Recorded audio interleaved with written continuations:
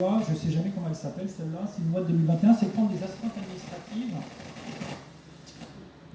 Le maire peut prendre, c'est l'article de tête L480, enfin, je vais voir, L480-1-1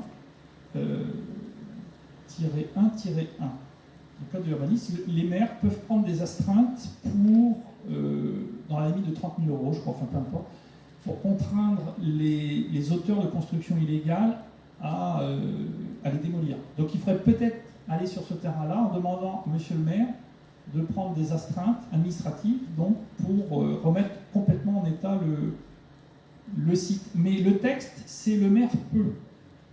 Alors quand vous avez un texte qui dit le maire peut prendre ce type de décision, le juge administratif ne va pas annuler systématiquement. Alors que quand vous avez une disposition, par exemple, quand il y a une construction sans permis, c'est marqué le maire dresse procès-verbal. Donc le présent indicatif, il doit, si vous voulez. Donc là, s'il refuse, systématiquement, vous faites annuler. Mais quand c'est le maire peut, c'est un peu compliqué. Alors je ne sais plus quel article c'est, L480-1-1, non, c'est pas ça. Alors c'est L481, excusez-moi. Une seule main, c'est pas évident. Et pour l'instant, c'est une disposition, je crois, qui date de la loi de 2000, d'une loi de fin de l'année 2000 ou 2021, donc il n'y a pas beaucoup de recul de jurisprudence. Je vais peut-être le trouver à la fin, excusez-moi. Je ne sais même pas si c'était. J'espère que mon code de l'urbanisme, oui. Alors, L481-1,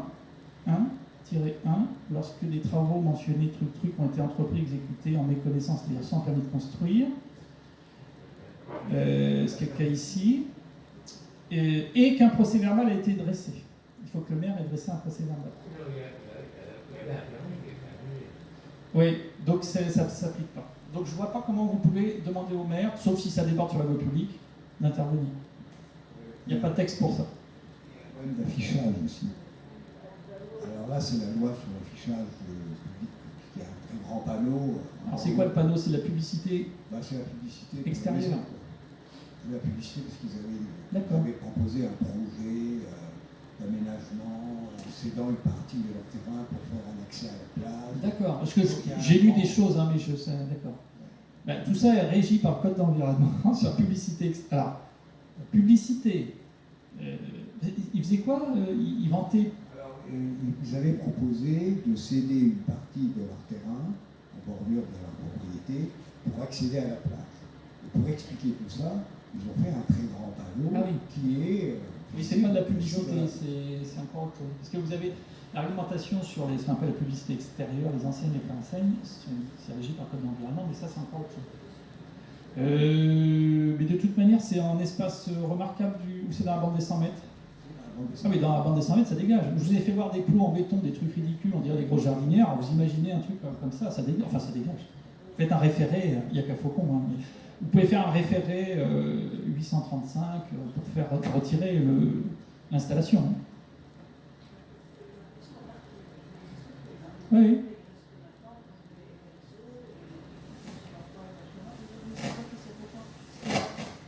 Et manifestement, il reste cette publicité. Donc c'est un grand panneau. C'est ça, c'est un grand panneau. Et puis, il y a des fondations qui n'ont pas été bouffées. Oui, donc ça, si vous voulez, c'est lorsqu'on demande la remise en état, il faut être très dans le détail. Il ne faut pas demander la démolition, il faut demander la démolition ou le retrait de l'installation, y compris les fondations, y compris les réseaux, et puis un autre alinéa, l'évacuation des gravats, conformément à la réglementation, la rubrique truc du Code de l'environnement sur les installations de stockage des déchets inertes, le retrait de l'ensemble des réseaux. Et si ça a été coupé avant, défriché, etc., ce qu'il faut démontrer, replanter les arbres. Hein, et le juge leur donne. Moi, j'ai obtenu, il y a 3 mois, à Payotte, là, obligation de replanter les arbres, avec obligation de reprise, sous astreinte. Je suis curieux de voir comment ça va évoluer. Enfin, oui, bah ça n'a pas dû être demandé. On se focalise, le gros c'est de d'obtenir la démolition, et sur ce genre de détails, des fois on va un peu vite, ce qui peut se comprendre, mais c'est là où est le nerf de la guerre. Parce que moi, l'autre Payotte, là, il faut savoir qu'il y a une astreinte qui a été liquidée, je ne sais plus, ça peut monter vite, à 80 000 €, je crois. Celle-ci, et sérieusement, je pourrais vous faire voir l'arrêt, il a été condamné à tout retirer. Il restait, je crois, un piquet. j'ai le terme en tête, un piqué, je ne sais même pas pourquoi, il y a un piqué, et la cour d'appel a dit vous n'avez pas entièrement exécuté. Les astreintes, c'est très très très méchant. Les astreintes civiles, le juge d'exécution, sauf pour ma bergerie à Coutances, parce que là, ils ne sont pas méchants, mais pour les paillotes, ici encore, la cour d'appel de Bastia était très méchante. Elle dit vous deviez tout retirer, il restait un piqué en terre, je ne sais pas pourquoi c'était un piqué, et l'astreinte a été liquidée. Donc il faut le demander au stade de la démolition. S'il vous plaît. De nouveau sur la commune de Plestin-les-Grèves, donc une paillote, nous sommes largement dans la zone de la bande des Estremettes, sur une ancienne cale qui était dédiée à la SNSL, avec un bâtiment dur qui était dédié à la SNSL pour accueillir les Zodiacs et ces choses-là. Depuis, il y a le bâtiment, on n'accueille plus la SNSL. La terrasse et véhicules couvrent à peu près peut-être entre 120 et 150 mètres carrés. Les véhicules qui servent de cuisine et de préparation de tout ce qui est repas sont posés sur les chandelles. Et autre particularité, donc ça reste ouvert jusqu'à. On a rencontré l'adjoint au maire il y a quelques jours, donc c'est l'association Plestin Environnement toujours, qui était très content de nous dire que ça restait ouvert jusqu'à minuit, voire minuit et demi. Du coup, il y a la musique qui est très forte, on est vraiment au bord de plage, une plage fréquentée. Et puis en bordure limite d'une zone naturelle exceptionnelle. Et c'est un des endroits du littoral le plus sombre de Plestin-les-Grèves, parce que la première route est très loin. Donc voilà, savoir si... vous êtes bien... Alors il faut vraiment raisonner d'abord foncier. Vous êtes bien sur un terrain cadastré privé, vous n'êtes pas sur le domaine public. Non, on est sur le domaine public. Ah, vous êtes sur le domaine public. Donc, il n'y a pas de permis de construire. Il y a. Oui. Alors, et le terrain appartient à la commune. Ouais. Donc, il faut partir au tribunal administratif, mais moi, je suis gêné parce que le tribunal administratif, vous n'allez pas pouvoir partir en référé avant une décision rapide. Vous êtes parti pour 2 ans au tribunal administratif de Rennes, et l'appel, et voilà. S'il y a une autorisation du maire qui est une permission de voirie, une autorisation d'occupation temporaire, un truc comme ça, c'est comme pour les vendeurs de pizza, pour les permissions de voirie, permis de stationner, il faut l'attaquer au tribunal administratif. Le problème, c'est que vous êtes parti pour 2-3 ans. L'avantage de ma paillote là, que vous avez à Porto Vecchio, toutes les autres, c'est qu'ils étaient sur la propriété privée. Donc on ne va pas au tribunal administratif, on va au civil. Et au civil, on n'exige pas qu'il y ait... parce que pour obtenir une décision rapide au tribunal administratif, il faut qu'il y ait un risque de préjudice grave et imminent. Voilà. Au juge civil, il suffit qu'il y ait la violation de façon évidente d'une règle, enfin une infraction, si vous voulez. Il n'y a pas de notion d'urgence. Donc en référé, on peut y aller tout le temps, dès lors qu'il n'y a pas de permis de construire. C'est une infraction évidente, on va en référer. Au tribunal administratif, c'est la croix à la bannière pour obtenir l'annulation en urgence, enfin suspension en urgence d'une autorisation d'occupation temporaire. Et puis s'il est déjà installé, il n'y a plus d'urgence. Par exemple, le juge administratif va vous dire il est déjà installé, au jour où moi je statue, on est saisi il y a 3 semaines, on a l'audience vite, mais en 3 semaines, il est installé, il n'y a plus d'urgence. Tandis que le juge civil, c'est déjà installé, bah oui, justement, c'est parce que c'est installé qu'il faut démonter. Enfin, ça paraît aberrant, mais voilà, c'est des règles très embêtantes au tribunal administratif. Donc là, c'est la 3e ou 4e année qui se réinstalle au même endroit. Oui. Donc là, il n'y a pas le caractère d'urgence. Mais est-ce qu'on peut arrêter le processus, par exemple, pour l'été 2020 ? C'est-à-dire qu'il a une autorisation tous les ans. Ouais, a priori, c'est ça. Et du coup, il y a beaucoup de conventions là, d'établi. Il a commencé à fonctionner sans convention, mais ça, c'est encore... Et vous m'avez dit que c'est une paillote ? Ouais, c'est une paillote. Je ne sais pas exactement quelle est la définition d'une paillote. Mais non, mais il y a mais c'est bâti. Je veux dire, il y a un toit, il y a trois murs et c'est bâti. Il y a une toiture. Non. Oui, parce qu'il y a des palissades qui ont été posées, les poubelles sont cachées derrière. C'est pas juste une terrasse, c'est ça que je veux dire. Si. Enfin, terrasse couverte, oui, avec écoutez, de la lumière. Moi, j'irai au pénal parce que le pénal, ça fait peur. Avec pas des garanties de réussite à chaque fois, mais une plainte au pénal au niveau du parquet, puis éventuellement s'embêter à saisir un juge d'instruction là-dessus, ça fera peur au maire. Je me demande quand même, dans la mesure où est-ce qu'il ne faut pas une autorisation d'urbanisme? Alors il faudrait que je vois un petit peu, mais on est dans la bande des 100 mètres. Tout état de cause dans la bande des 100 mètres, il faut une autorisation explicite, après enquête publique, donc non pas. Donc il y a une infraction quelque part. Il y a sans doute une infraction. Mais si vous voulez voir un petit peu, on peut vous envoyer plein d'informations aussi. Il n'y a aucun problème. Non mais très sérieusement, je me ferai un plaisir de regarder ça. Ça me changera un peu de la Corse, mais je vous remets mon adresse mail. La mer est bleue aussi. Hein. Comment? La mer est bleue aussi. Ouais.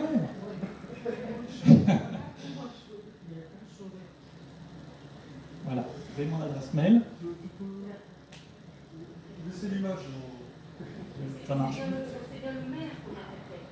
C'est pas le propriétaire. Alors, mais au pénal est responsable pénalement, au terme du code d'urbanisme, l'auteur des travaux, le bénéficiaire, l'architecte. Bon, voilà. Le bénéficiaire, ça peut être le propriétaire. Pourquoi? Parce que, bon là sur le domaine public c'est un peu compliqué, mais dans le code civil, vous avez une disposition qui dit qu'en général, le propriétaire du fonds est propriétaire aussi par accession de ce qui est construit dessus. Enfin voilà, il faut viser large. Non mais le pénal, ça fait peur, et en plus ça peut aboutir en mine de rien.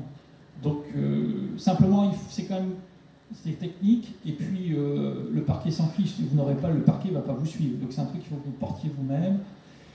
Pour que les associations aillent au pénal, il vaut mieux qu'elles soient agréées, mais contrairement à ce qu'on pense, ce n'est pas une obligation absolue. Donc si vous n'avez pas d'agrément, ça peut le faire. Il faut sortir la jurisprudence de la Champignelle qui dit qu'il n'y a pas besoin d'agrément. Il faut préparer tout ça, mais c'est des choses qu'on peut faire. Voilà. Vous parlez d'agrément de politique. Ah, l'agrément du code de l'environnement délivré par monsieur le préfet aux associations qui exercent depuis 3 ans une activité effective dans le département.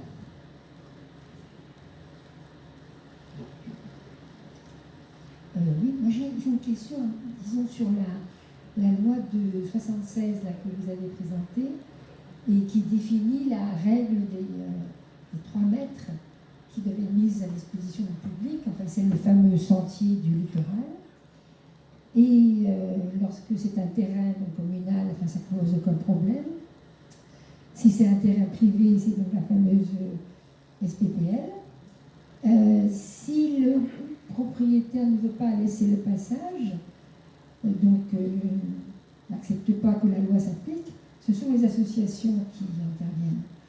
Et quelque part, moi j'ai trouvé toujours un peu surprenant que pour faire appliquer la loi, il faut que ce soit les associations qui se bougent.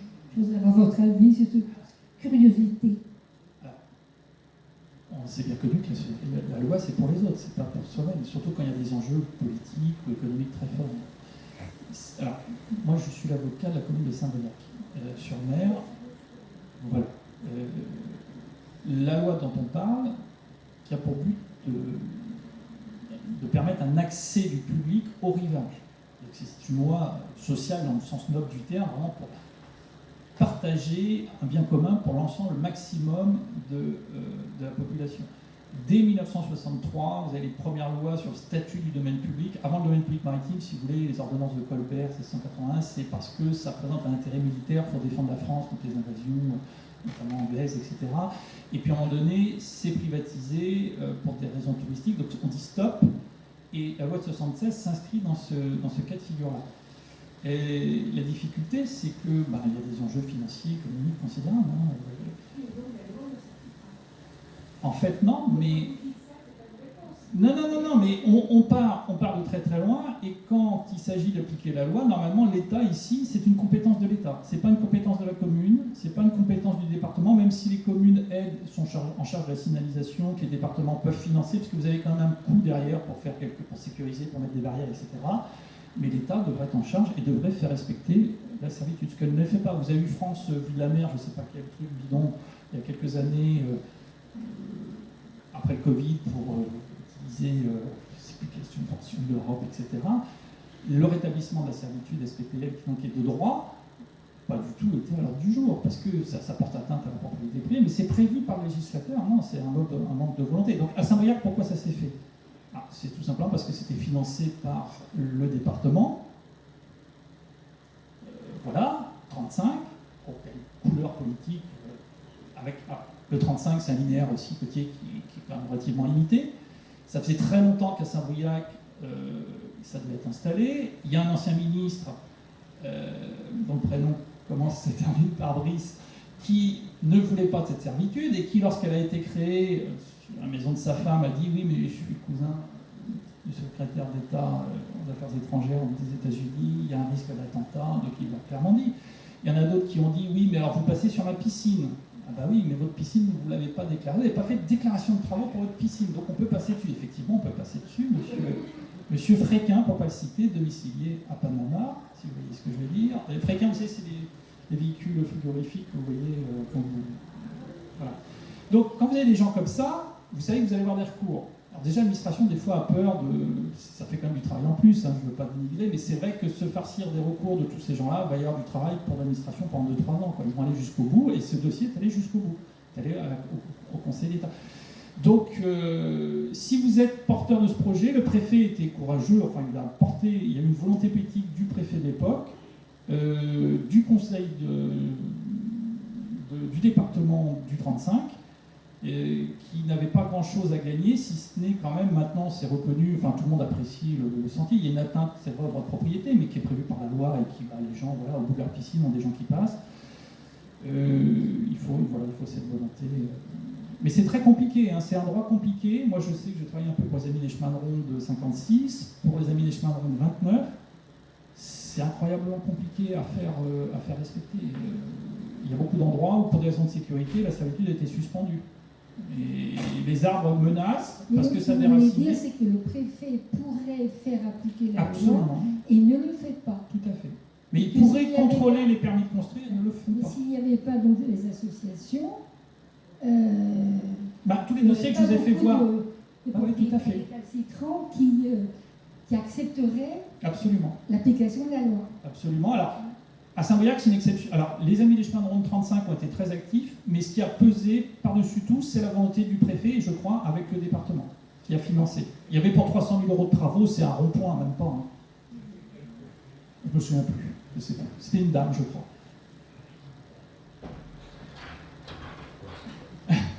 Merci.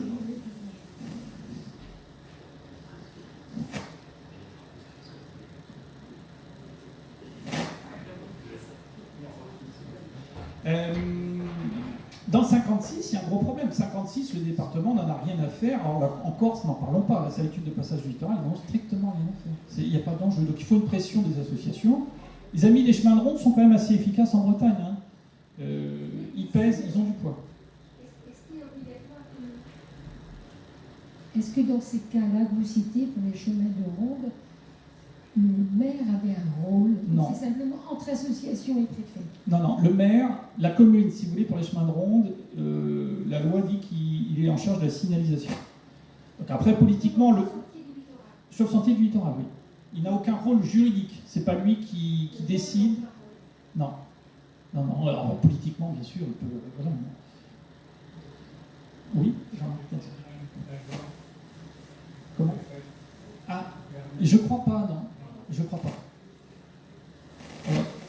Non, je me souviens plus. Ouais, mais c'était pas elle mais voilà, donc il y a aussi un coût financier, c'est-à-dire que l'État n'a pas l'argent pour faire les passerelles, les trucs, la signalétique, les clôtures, et voilà, il faut dégager des lignes budgétaires. Et c'est se prendre, si vous voulez, beaucoup de claques, entre guillemets, c'est-à-dire qu'on sait qu'il va y avoir du contentieux avec des gens qui ont des moyens, donc ils vont prendre des avocats qui vont tout éplucher.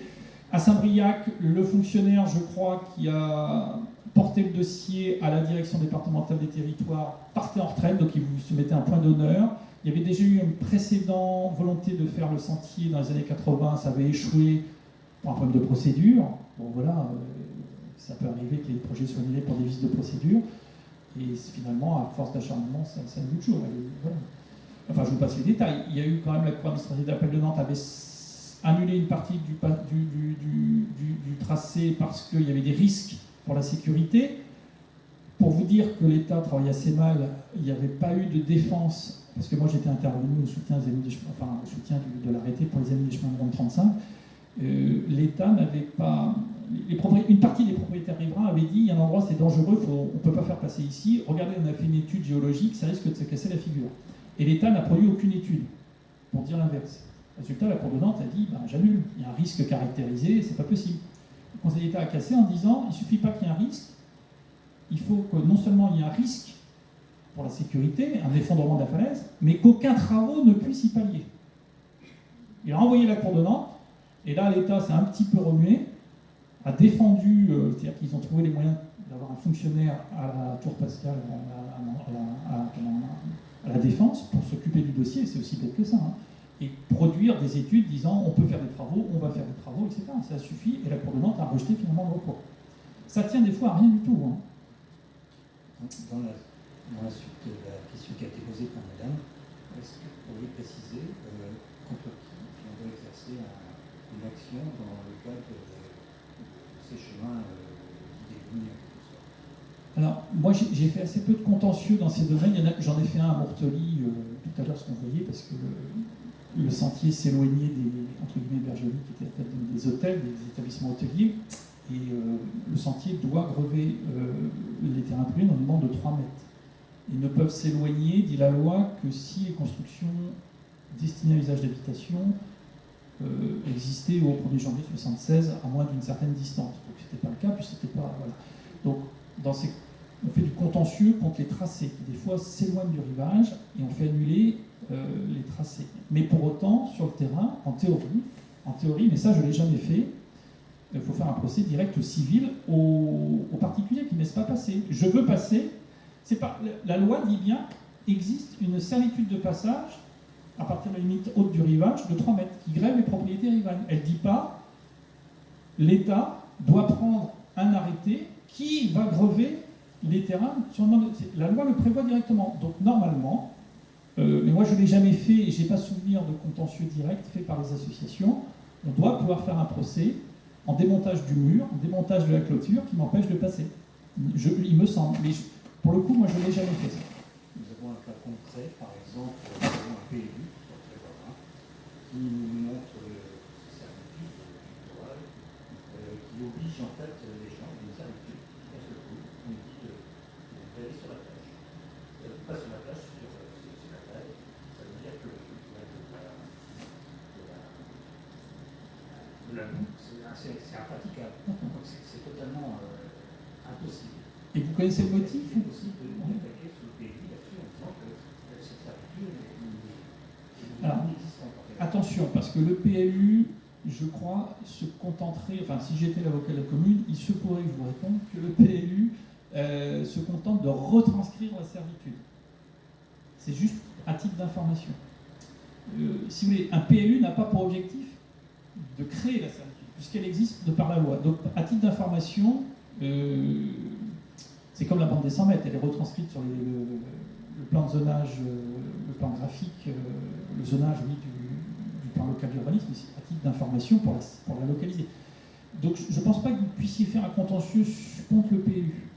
Le plus simple, c'est de demander au préfet de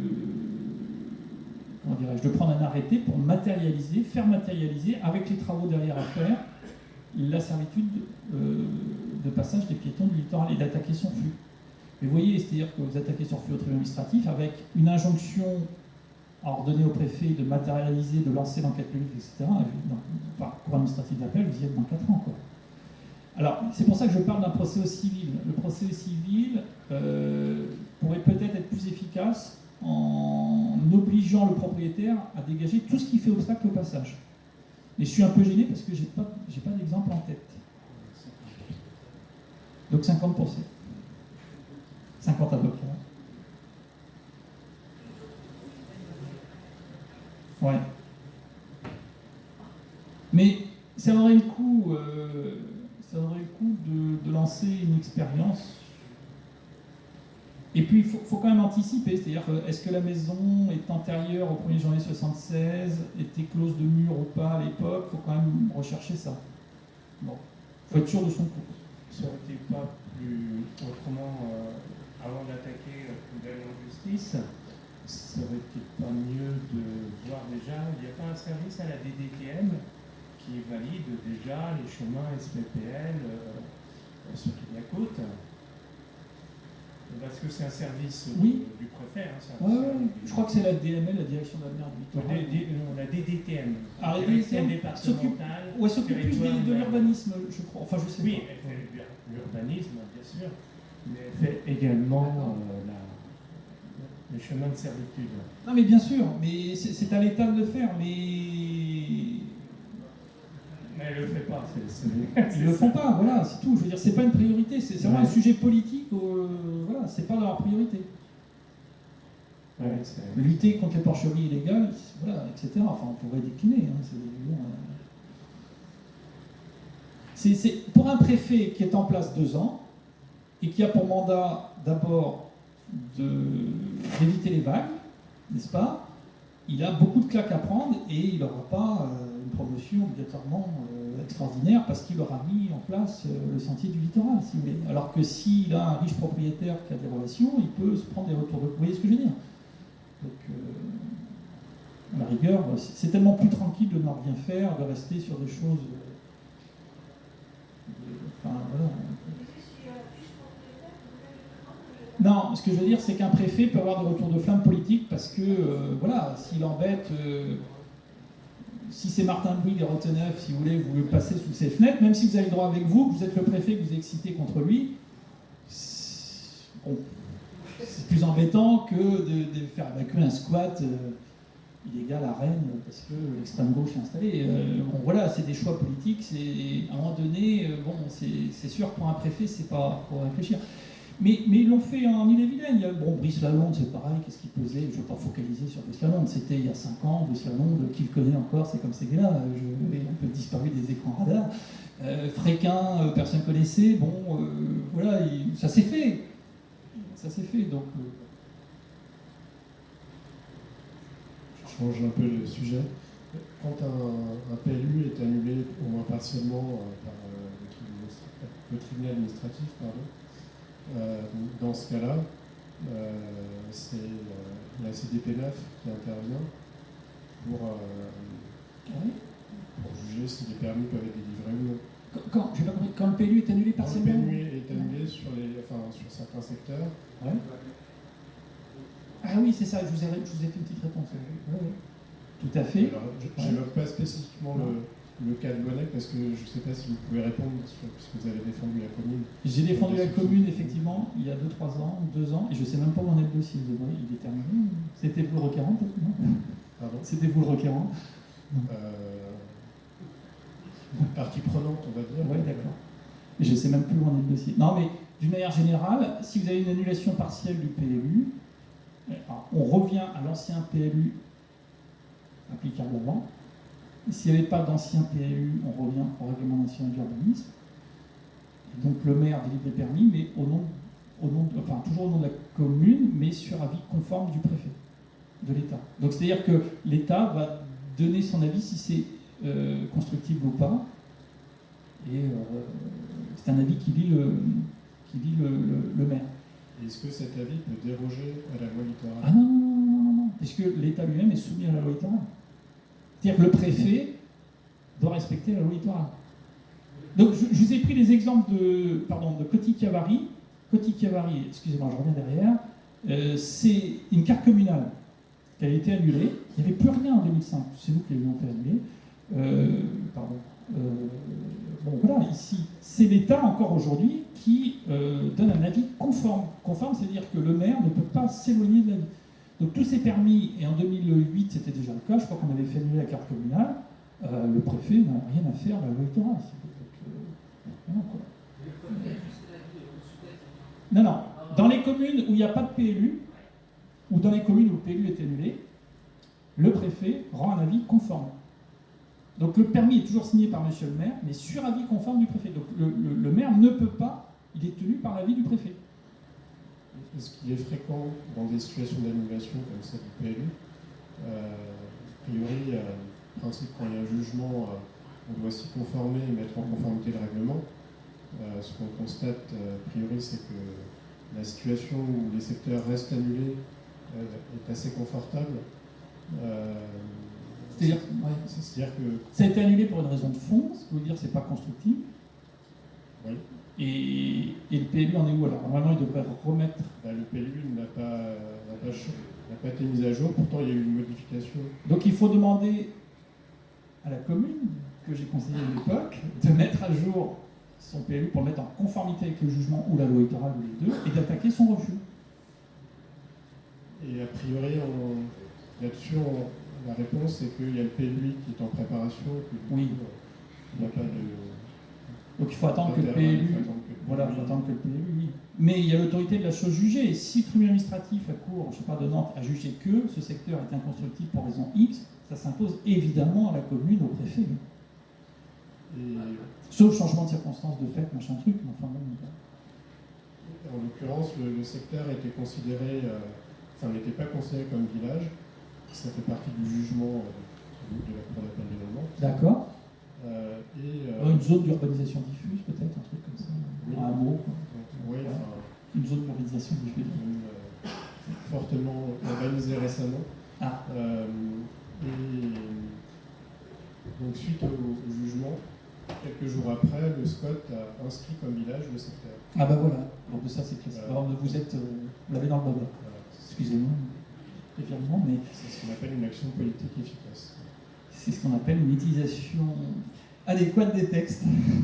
Non, mais après, il faut voir l'enjeu, c'est-à-dire que c'est ce que je vous disais tout à l'heure. Moi, je ne suis pas choqué qu'on compte des dents creuses, mais bien des dents creuses, pas des trous dans les mâchoires, parce qu'il y a des secteurs du voilà. Je ne connais pas le cas, hein. Mais alors, après, vous pourrez contester le SCOT au motif qu'il aurait commis une erreur d'appréciation en bombardant, en disant que ce secteur était un village, alors qu'il n'y a pas une densité significative. Mais ça va être beaucoup plus difficile. Il y a un délai de prescription par rapport au SCOT. Non, en fait, vous pouvez attaquer le SCOT dans les 2 mois, mais ce que vous pouvez faire quand vous attaquez le PLU, c'est vous exciper de l'illégalité du SCOT. C'est-à-dire que vous dites que le PLU qui classe ce secteur comme village fait application d'un SCOT qui est illégal. C'est l'exception d'illégalité. Mais je ne vous cache pas que, en fait, si vous voulez, le juge administratif va être assez souple. Donc si vous avez, je caricature, 8 constructions, et qu'on vous bombarde, les auteurs du SCOT vous bombardent ça comme étant un village, là il y a un gros problème. Mais s'il y a 15 constructions, je crains que malheureusement toute la mécanique depuis 2015, à nouveau 2018, la loi Elan, c'est de dire que les SCOT vont préciser les modalités d'application de la loi littorale. Donc les SCOT et loi littorale, je vous disais tout à l'heure, la loi s'applique d'elle-même, il n'y a pas besoin de décret d'application, mais c'est vrai que les SCOT vont pouvoir vraiment affiner, et ce qu'ils vont décider risque très fort de s'imposer au PLU, et donc il y a toute la réaction enchaînée. Mais c'est pas, si vous voulez, ça dépend si sur la commune vous avez 15 villages, je ne connais pas suffisamment l'ONEC, il y a un problème. Sur Belle-Île, le rapporteur public sur toutes les affaires que j'avais était contre moi. Donc on avait fait annuler tout ce que je vous ai fait voir. Je vous ai fait voir qu'une partie, hein,